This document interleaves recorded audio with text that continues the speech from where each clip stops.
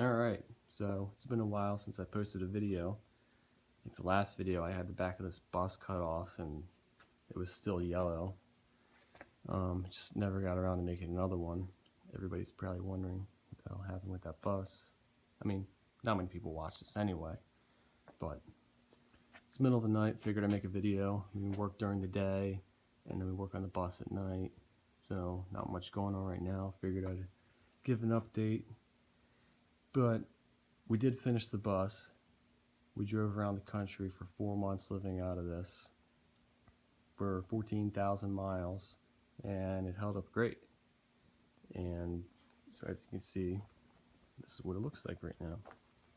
And especially the back here, I mean, you can see in my other videos when we were making it and how we welded everything up. This is what we were worried about. Like, is this gonna hold?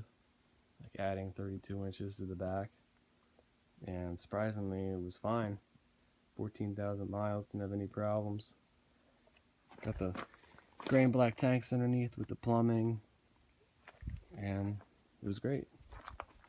So we're back now. Came home for Christmas but ended up just staying, you know, seeing our families and stuff. Decided to stay here and make some money to fix the stuff. There's a lot of problems we ran into. I mean, we're new to this. A lot of stuff we learned, what we want to do different. So we're just changing everything up. Like this right here. Right here was the collapsible table. And under this bench was a propane heater. And we ripped this bench out. Just leave one bench. We might have like a flip-up table right here. But we decided to put this potbelly stove in here. And we're going to use an oil drip system to heat the bus when it gets cold. So it's not hooked up now. I mean, I'll make a video in the future once it's all hooked up. I mean, we'll still burn wood, but during the night I'd like to have something that will last. If this burns wood, like in like an hour I have to refill it. And I don't have to wake up every hour to fill this thing up. So at night figured oil drip be our best bet, so we'll see how that turns out. The ceiling, we had this plastic vinyl stuff before. I didn't have a video of that either, but we ripped that out when we got home and put these pine planks. I think it looks a lot better. And so our bed on the trip was actually hanging. We made a bed frame and used 2 ratchet straps hanging from the driver to the sink, and at night we would loosen the ratchet straps, the bed would fall down and we tighten them so it's just hanging just above the driver's seat, and we slept up there every night. And I mean, it was comfy and everything, but you know, the ceiling is only 6 feet tall. When you ratchet it up, I'd only have 5.5 feet at the most to walk under it, so cooking every day was just a real pain in the ass, and washing dishes, being hunched over constantly. It was just, and plus putting it up and down, I mean, it was like a steel frame with plywood. It was kind of heavy. Doing that every day, it just was a pain. So we decided we welded this frame up here, these slide out legs, and this is the tabletop that's going to lay on it when the bed's down. And we can slide the legs in if we want a hallway right here. And at night, we're going to pull the futon out like this, lay our pillars down, and have one big bed right here. And it's coming out pretty well. I think it's going to work out how we hoped. This table will stand up during the day with the legs. I don't know where they are right now, but this will be where we eat and everything. And here's the bathroom. This is the extension part. Got the LED lights. Here's our toilet off Amazon. It was about $100, porcelain toilet, which was pretty great. The shower, we ripped it out of an RV at a junkyard, fitted in here. That worked good too. And we had a hot water heater here, an on-demand hot water heater. It was a little traveling one, had like a handle to hold it, propane, and it worked great. When you turn it on and you instantly have hot water in the shower, hottest showers I ever took. But what happened was, in Ohio on our way home in December, we didn't seal this door completely.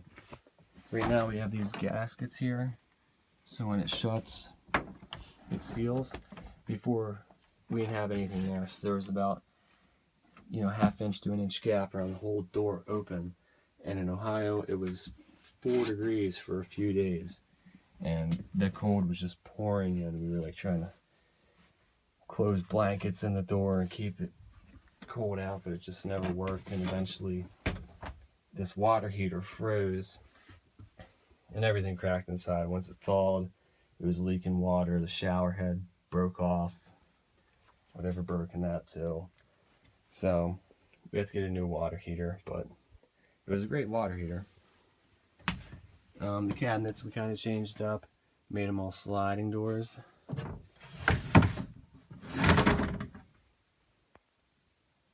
Which is a lot easier than doors that flip out, because there's not much space to begin with. Here we can have the bed folded all the way out, still getting the cabinets right here. I think it looks a lot better like this too. And the ceiling's ripped up right now because we're working on the solar. We were new to solar, and there's a lot to know about it. I'm constantly watching YouTube videos trying to figure this stuff out. But as I come to understand, we kind of did things wrong. So right now, we're measuring everything out. If you don't have one of these and you're in the same situation, this kilowatt meter is great. Plug it in right here. I'm using it for the fridge to see how much this fridge will draw. 120 volt fridge, mini fridge. It's rated at 1 amp. I plug it in for the day and see how much it draws throughout the whole day. Some stuff written down. I plugged in for 48 hours, 1800 watts. So one day, 900 watts. And there's videos on this on YouTube. There's good ones. You can go, you want to add up everything to see what kind of watts and amps you're pulling throughout the day. Set your battery bank up to make sure you can supply that amount, and have a good charge controller, enough solar panels to charge your batteries for whatever the batteries are given out.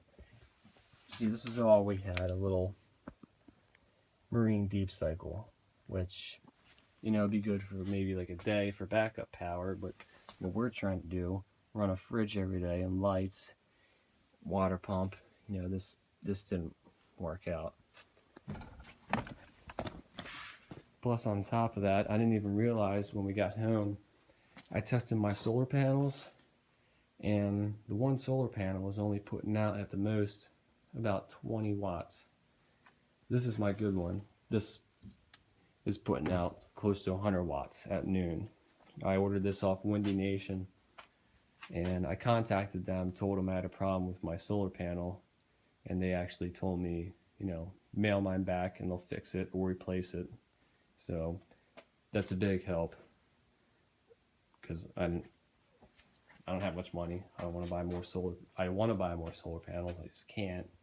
I want at least 2, but the whole trip, I guess, was only running off 100 watts. So 100 watts plus that deep cycle marine battery just wasn't working. So I invested in these Crown 6-volt golf cart batteries. They're each 230 amps. I'm going to run them in series. So the amps will stay the same, but instead of 6 volts, it'll be 12 volts. Enough to run what I need to run. And 235 volts, I'd like to stay above 70% battery. I don't want to drain them below 50. I'm hoping this will be enough, but we'll see. I don't know if I'm going to get more batteries, more solar panels, or what, but I'm just going to set it up and see if this is good enough for now. I mean, 50%, that's like 115 amps I can use throughout the day to get to 50%. I mean, this is how I understand it. You know, I may be wrong. May not be how this works, but if you have any comments or advice, feel free to leave them below. So yeah, we're working on the solar right now. I got this PWM controller, which, you know, this isn't a very big system. The most I have to run is this fridge, which is all I'm worried about. I just want my food to stay fresh. You know, we put meat in there every night. We try to shop and supply for like 3 days, so we can eat for 3 days usually. So that's all we're really worried about power wise. The lights, you know, we can turn off, we don't need them on. Don't need much else. The oven is propane.